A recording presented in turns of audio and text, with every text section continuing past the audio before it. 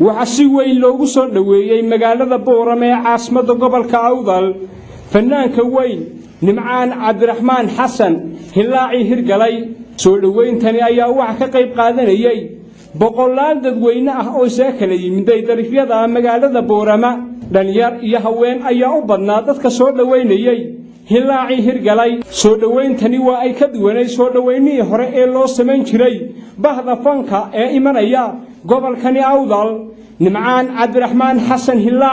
Hilaaci Hirgalay ayaa waxa uu magaalada Boorame ka soo galay dhinaca galbeedka magaalada Boorame isagoo aan maalmihii ugu dambeysay ku sugnaa Jamhuuriyadda Jabuuti fanaanka weyn Hilaaci Hirgalay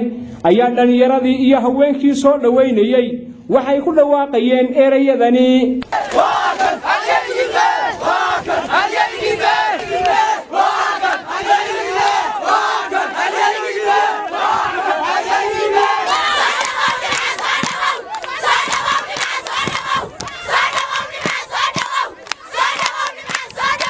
intaasi kadib waxa halkaas hadallo ka soo jeediyay gudoomiyaha xaafadda Xaasleyda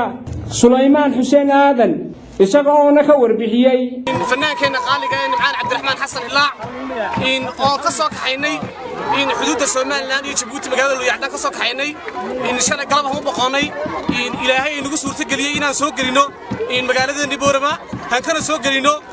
xagga galbeedkan ka soo galinay xaafadda Xaasta United ka soo galino dadkiisii familigiisii saaxiibadii ehel iyo qaraabo dhamaantii saad u soo dhaweyseen aad ugu mahadsantihiin dhanka kale isna waxa halkaas ka hadlay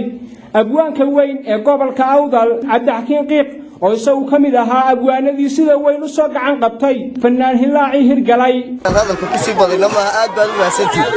kullay nin kastaaba waxa uu wax ku yahay waa afarta weeyaan adeer ninkii macnaha nin walba kuwa inuu tixgeliyo weeyaan waa dadkaas weeyaan tan xiriirta ku leedahay waa kuwaas weeyaan wabillahi tawfiiq gabagabadii waxa halkaas ka mahad celiyay soo dhaweynta loo sameeyay Nimcaan Cabdiraxmaan Xasan Hilaac isagoo tilmaamay runtii maanta ma qiyaas karo shucuurteeda Ilaahay baa mahadsan nabadqab iyo caafimaad dib isku celiyay waxaan boqolkiiba aad u mahad celinayaa sida quruxda badan sida balaaran ay soo dhaweyseen dadkaygii runtii ma qiyaas karo shucuurteeda dib bal isku waraysan soo dhaweyseen si kastaba ha ahaatee soo dhaweyntani ayaa ahayd mid aad u ballaaran oo ay ka qayb qaadanayeen haweenka dhalinyarada kuwaas oo aad u jecel fanaan Nimcaan Cabdiraxmaan Xasan Hilaac waxaanay ku soo dhaweeyeen caleemo qoyan iyo sidoo kale sacabo iyo aralaas aad u qurux badan waa nuuxkadiye telefishinka caalamiga Star Boorame